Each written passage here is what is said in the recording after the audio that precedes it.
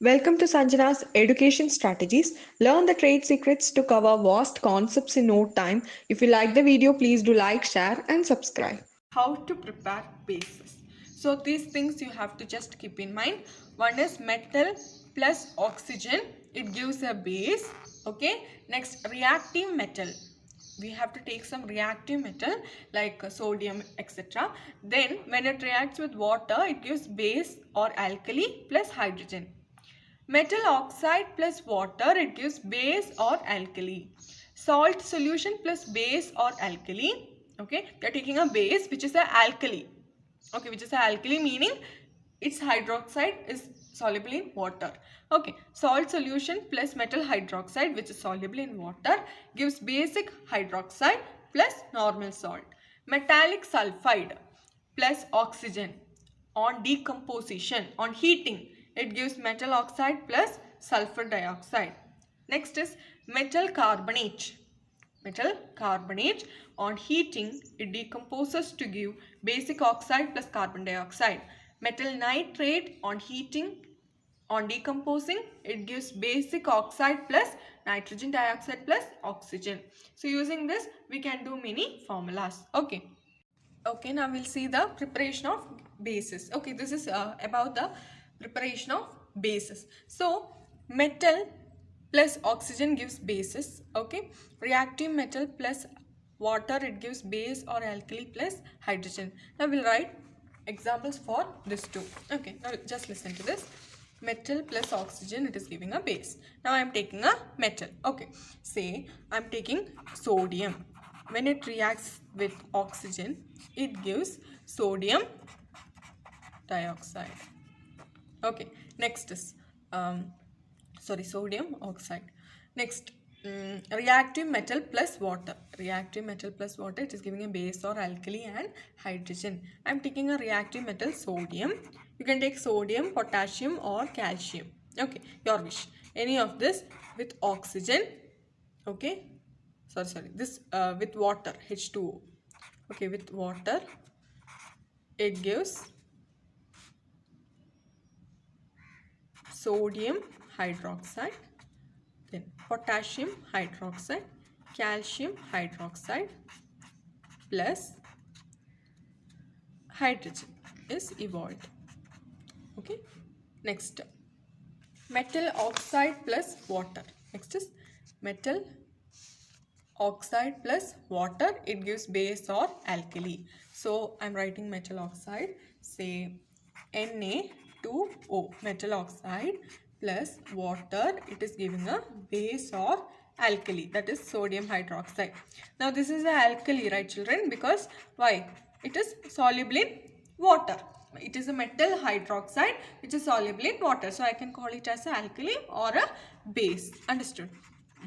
Next is salt solution plus base. It gives basic hydroxide and normal salt. Now I am taking FeCl3.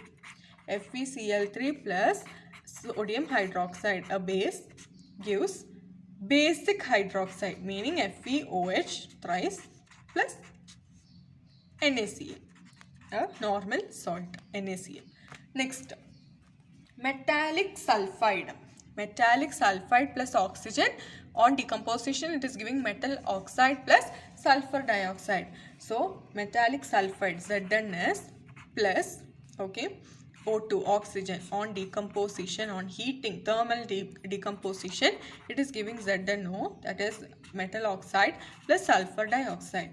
Next is a metal carbonate, CaCO3, on heating, okay, thermal decomposition, it is giving a basic oxide, calcium oxide plus carbon dioxide. Next is a metal nitrate, so CaNO3 twice. Metal nitrate on heating, that is thermal decomposition, it is giving basic oxide, that is CaO plus NO2 plus CO2. Okay, so that's it about the preparation of bases. Okay, now we'll see about the types of bases based on acidity. Based on acidity of a base. So what is acidity of a base? We saw basicity of an acid. Okay, basicity of an acid we saw already in a previous video. Now we are going to see about the acidity of a base. The number of hydroxyl ions. There we saw hydronium ions. Here it is hydroxyl ions. The number of hydroxyl ions which can be produced per molecule of the base in aqueous solution. Okay, in aqueous solution, how many hydroxyl ions it is producing? Now we'll see the example, right children? Okay, so first we'll see monoacidic base, which means it forms one hydroxyl ion. Okay, it forms one hydroxyl ion. Now see the example for monoacidic base. Okay, so sodium hydroxide, when it is dissociating in water, it forms Na plus OH minus. It is forming only one OH minus. So it is a monobasic acid. Sorry, it is a monoacidic base. Monoacidic base. Okay, that is one example. Next is diacidic base. See, diacidic base meaning it forms two hydroxyl ion. Okay, so take an example, calcium hydroxide. Okay, so on decomposition it forms Ca2 plus 2OH minus. Okay, same thing, copper hydroxide also you can take. Copper hydroxide on dissociating it forms Cu2 plus 2OH minus. Okay, next is tribasic acid, meaning it forms 3 hydroxyl ion. Okay, so example for tribasic acid is AlOH thrice. Okay, on dissociating it forms what? Al 3 plus 3OH minus. You can also take FeOH thrice. Example, on dissociating it forms Fe 3 plus. So you know iron, it is having variable valency. It exists in 3 or it also exists in 4 also. So plus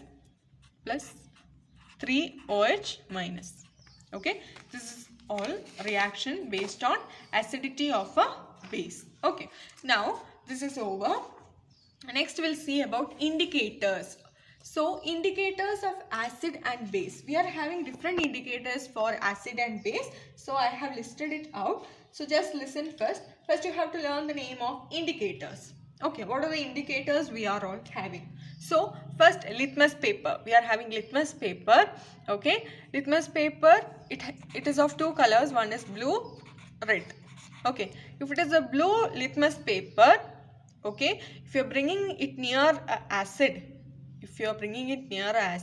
it turns to red.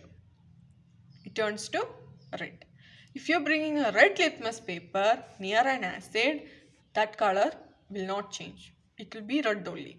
Okay, so you have to remember acid means red. Okay, now if it is a blue litmus paper and you are bringing it near a base, say sodium hydroxide solution or something, you are bringing it near a base, this blue will not change, it remains same. Now we are bringing a red litmus paper near a base, it turns to blue. So base blue, B. Okay, next methyl orange. Methyl orange, it is an indicator which is of orange color. Now this orange color indicator will turn pink color when you are bringing it near a acid. Okay, and this methyl orange indicator which is of orange color will turn yellow color when you are bringing it near a base. Next is phenolphthalein. Phenolphthalein, it remains colorless. It is usually phenolphthalein, it is colorless. Okay, it is colorless. Okay, now when I am bringing this colorless phenolphthalein near an acid, it will remain colorless only. Okay, now if I am bringing this colorless phenolphthalein near a base, it turns pink. Okay, now another one indicator which is red cabbage extract. It is an extract, okay, using cabbage, and this red cabbage will remain.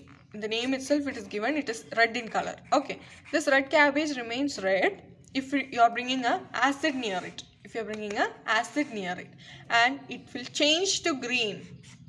It will change to green when you're bringing it near a base. Okay, that's it about indicators. If you're learning this table thoroughly, you will be clear with the indicators. Okay, red cabbage extract, it is a natural indicator. Natural indicator. Okay, others are all artificial. Now about some properties, some physical properties of base. It is having a sharp bitter taste. It is having a sharp bitter taste. We saw acids, they are having a sour taste. Okay, bases they are having a bitter taste. Then they are soapy substances. Okay, that is when a base is reacting with any oil. Okay, it forms a soapy touch. Okay, so that in our skin we are having oil in the form of sebum secretion. So when you're using some sodium hydroxide or something, what happens? You can see some soapy appearance in your skin. Okay, now they are strong electrolytes. They are strong electrolytes. They are mild corrosive action on skin. Okay, they will not cause harm. It is not causing harm to our skin. It is mild corrosive in nature alone. That's it about the physical properties of bases. Okay, so I hope you like this video a lot. So in the next video I'll be teaching you about the chemical properties of bases and also about the pH value and pH paper, everything. So I hope you like this video. If you like this video, please do like, share and subscribe, and don't forget to ask your doubts in your comment section. Thank you so much.